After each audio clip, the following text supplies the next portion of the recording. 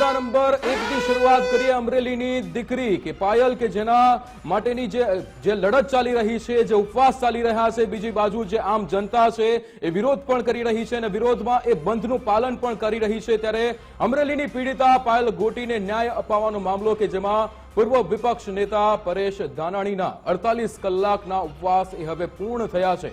પરેશ ધાનાણીએ ખુશ્બુ અધિયારુના હસ્તે પારણા ઉપવાસ એ પૂર્ણ થતા પૂર્વ વિપક્ષ નેતા પરેશ ધાનાણીનું નિવેદન પણ સામે આવ્યું હતું। તેમણે કહ્યું કે અમરેલીના વેપારીઓએ સજ્જડ બંધ પાળ્યું તે માટે આભાર વ્યક્ત કર્યો હતો। ઉપવાસ પૂર્ણ થયા પરંતુ દીકરીને ન્યાય ન મળ્યાનો અફસોસ છે। વિકાસ, જે રીતે આ એક બાદ એક ઘટનાઓ બની, પીડિત દીકરી કે જેને હવે ન્યાયની અપીલ માટે આજે અમરેલી જે આખી જે લડત હતી હવે સુરત પહોંચી છે। બિલકુલ, આ આખા મામલે મોરચો અત્યારે સંભાળ્યો છે પરેશ ધાનાણીએ। તે અત્યારે સેન્ટર પોઈન્ટ પર જોવા મળી રહ્યા છે, કારણ કે પહેલા તેમણે ચર્ચાનો એક પડકાર ફેંક્યો હતો કે ભાઈ કૌશિક વેકરિયા, તમે આવો, અમારી સાથે ચર્ચા કરો, જો તમે સાચા છો તો તમે અમારી સાથે વાતચીત કરો, પરંતુ ત્યારે કૌશિક વેકરિયા નહોતા આવ્યા અને પછી પોલીસ જે માંગ કરી રહ્યા છે કે જવાબદાર પોલીસ કર્મી સસ્પેન્ડ થવા જોઈએ તેવી કોઈ કાર્યવાહી ન થઈ। પછી નારી સ્વાભિમાન ધરણાની કોંગ્રેસે જાહેરાત કરી। 24 કલાક સુધી આ ધરણા ચાલ્યા હતા, જો કે ત્યારબાદ પણ કોઈ કાર્યવાહી ન થતા પરેશ ધાનાણીએ કહ્યું વધુ 24 કલાક અમે ધરણા કરીશું અને આજે સવારે 10 વાગે આ ધરણા પૂર્ણ થયા હતા। સાથે સાથે આજે અમરેલી બંધની પણ જાહેરાત કરવામાં આવી હતી। વિપક્ષે અહીંયા લોકોને અપીલ કરી હતી કે તમે સ્વયંભૂ આમાં જોડાવજો, કે આજે એ બંધમાં મિશ્ર પ્રતિસાદ જોવા મળ્યો છે। સાથે સાથે હવે તેમણે અપીલ કરી છે મુખ્યમંત્રીને કે તમે આ પીડિત દીકરીને ન્યાય મળે તે માટે તમે કોઈ કામગીરી કરો, કોઈ પગલાં લો તેવી અપીલ પણ કરી છે। સાથે સાથે હવે પરેશ ધાનાણી આખી લડાઈ અમરેલીથી સુરત લઈ જઈ રહ્યા છે। તેમણે કહ્યું છે કે હવે અમે સોમવારે સુરતમાં ધરણા કરવાના છીએ। આજે પારણા કર્યા બાદ, આ ધરણા પૂર્ણ કર્યા બાદ પરેશ ધાનાણી શું કહ્યું પહેલા તે સાંભળી લઈએ। દીકરીને પોલીસની કસ્ટડીમાંથી જેલના સળિયા બહાર કાઢવામાં હજુ સફળતા મળી, પણ પીડિત પાયલને નો ન્યાય અધૂરો રહ્યો છે। ત્યારે આજ સળંગ 48 કલાકના ધરણા ડોક્ટર જીવરાજ મહેતાની સાક્ષીએ રાજકમલ ચોકમાં પૂરા થયા છે। પીડિત પાયલનો ન્યાય જરૂર અધૂરો રહ્યો, પણ સમગ્ર ગુજરાતમાં નારી સ્વાભિમાનની જ્યોત પ્રગટાવવામાં સફળતા મળી એનો આનંદ છે। સળંગ 48 કલાકના ધરણા પછી સૂતેલી સરકારની સંવેદના જગાડવામાં નિષ્ફળ રહ્યો એનો મને અફસોસ છે। સરકાર સૂતી રહી પણ ગુજરાતની જનતા જાગી, તેનો અત્યંત આનંદ છે। પણ આ રાજ્યના સંવેદનશીલ મુખ્યમંત્રીને હું આ મંચ ઉપરથી ફરી હૃદયપૂર્વક વિનંતી કરું છું કે દાદા, ગુજરાતની આઝાદીના ઇતિહાસમાં કોઈ નિર્દોષ દીકરીને અડધી રાતે ઉઠાડીને પોલીસવાળા 17 કલાક રોકી રાખે।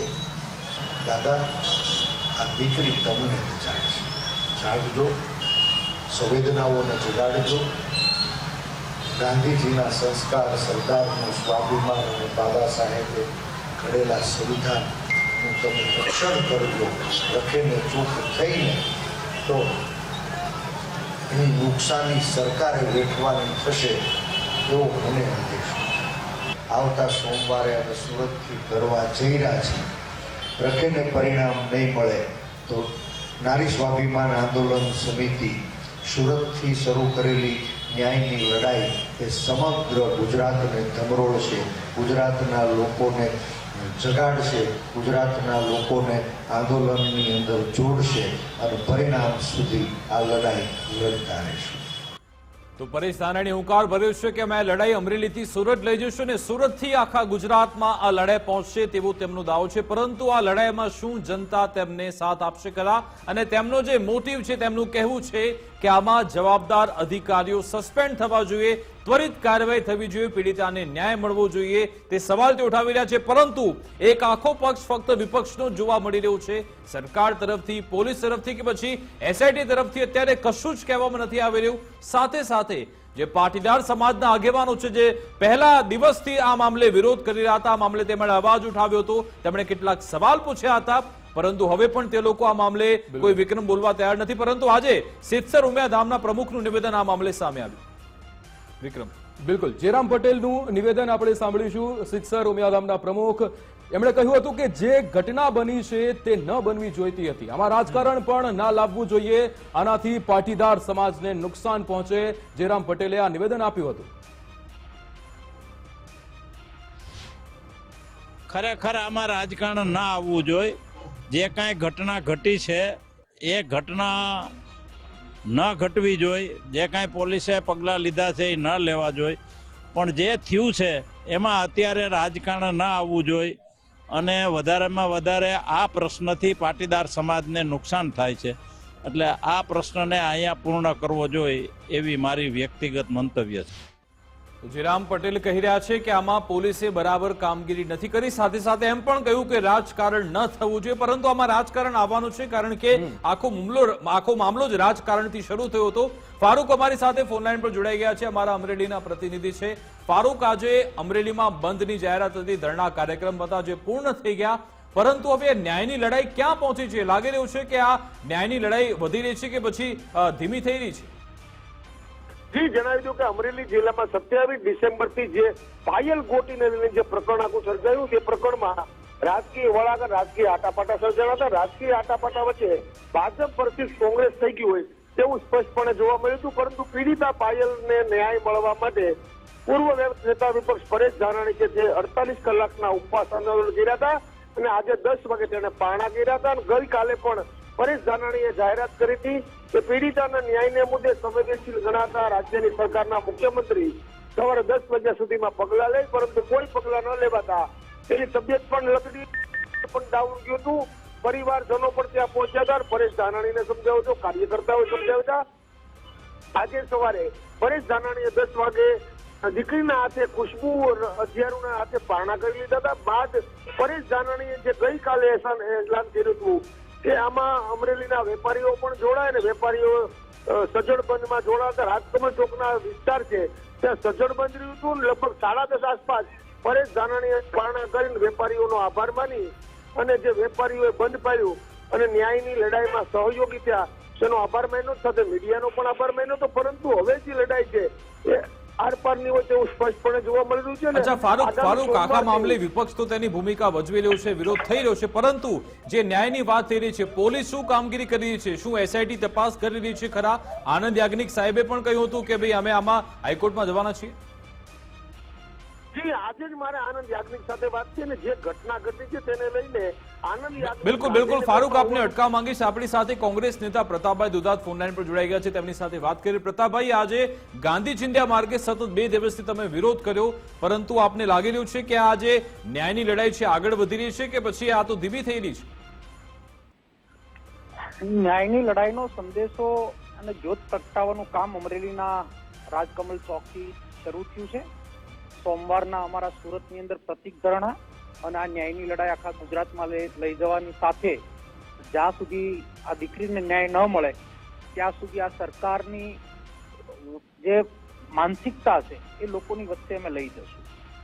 અચ્છા પ્રતાપભાઈ, આ અમરેલીની લડાઈ સુરત કેમ લઈ જવામાં આવી રહી છે? હવે અમરેલીની લડાઈ એટલા માટે સુરત લઈ જવામાં આવે છે કે જે પ્રકારનું કૃત્ય થયું છે અમરેલીની અંદર, સરકારને અમે અલ્ટિમેટમ આપ્યું, સરકારને વિનંતી કરી અને 2 દિવસના પરેશભાઈ ધરણા કર્યા, એટલે કે ઉપવાસ કર્યા, છતાં પણ સરકારનું પાણી ન હલતું હોય તો સરકારનો જે મુખોટો છે એ લોકોની વચ્ચે લઈને જવો જરૂરી છે. જે પણ પ્રકારનો બનાવ બન્યો છે, જે પ્રમાણનો એપિસોડ અમરેલીની બજારમાં બન્યો છે, એ સતત લોકોની વચ્ચે જાગતો આ બનાવ રહે અને લોકોના મગજમાં વાત ઉભી રહે એના અમારા પ્રયત્ન ચાલુ રહેશે.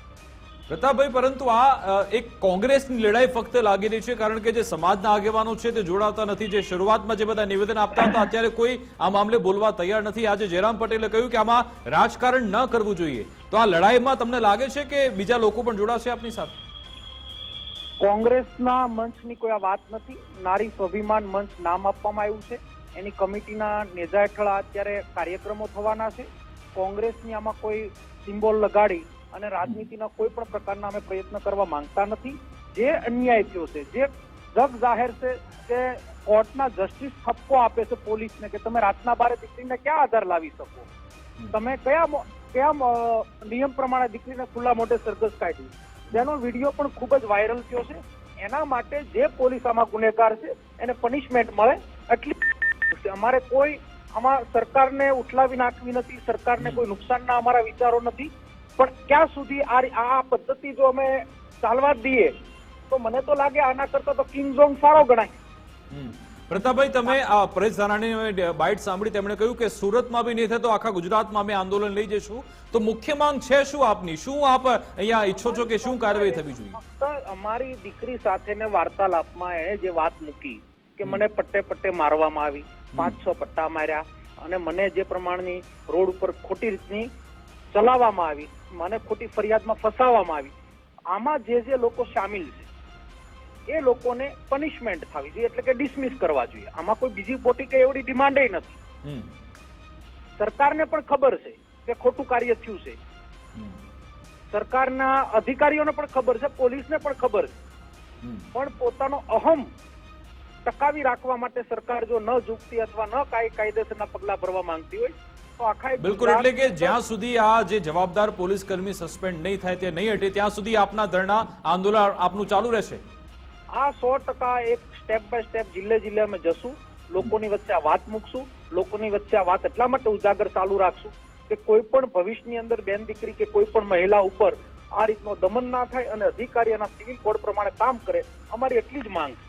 જી બિલકુલ, આભાર પ્રતાપભાઈ અમારી સાથે જોડાવા બદલ, વાતચીત કરવા બદલ. તો હવે પ્રતાપ દુધાત કહી રહ્યા છે કે અમે આ લડાઈ જિલ્લે લઈ જઈશું. આજે પરેશ ધાનાણી જાહેરાત કરી છે કે અમે સોમવારે સુરતમાં પણ ધરણા કરવાના છે, ત્યાંથી પણ જો વાત નહીં બને તો આખા ગુજરાતભરમાં તેને લઈ જઈશું. પરંતુ સવાલ એ છે કે શું તેમની આ માંગ સ્વીકારવામાં આવશે ખરા, ને જે માંગ થઈ રહી છે શું તે વ્યાજબી છે કે કેમ, તે તો તપાસના અંતે જ આપણને ખબર પડશે. કારણ કે આમાં આખા મામલે એક તરફની કાર્યવાહી તો થઈ રહી છે કે એક લેટર હતો, નકલી લેટર હતો, જેમાં કોઈને કૌશિક વેકરિયાને બદનામ કરવાનો પ્રયત્ન હતો. એ મામલે તપાસ થઈ રહી છે. આખા મામલે જે પાયલ ગોટે આક્ષેપ લગાવ્યા તે મામલે એસઆઈટીનું ગઠન પણ થયું છે, એસઆઈટી તપાસ કરી રહી છે. પરંતુ તેમના જે વકીલ છે તેમણે કહ્યું કે અમને એસઆઈટી પર ભરોસો નથી, આમાં મુખ્ય આરોપી તો તે એસપી છે. આવા વાર પ્રતિવાર થઈ રહ્યા છે. હવે આખો મામલો હાઈકોર્ટમાં પણ જવાનો છે. હાઈકોર્ટ તરફથી શું કહેવામાં આવે છે, પોલીસ શું કાર્યવાહી કરે છે, સરકાર તરફથી શું નિવેદન આપવામાં આવે છે, તે પણ જોવાનું રહેશે. અને સાથે સાથે જે નારી સ્વાભિમાન ધરણાની જાહેરાત કરી છે, આ આંદોલન ક્યાં સુધી ચાલશે તે પણ જોવાનું રહેશે. આગળ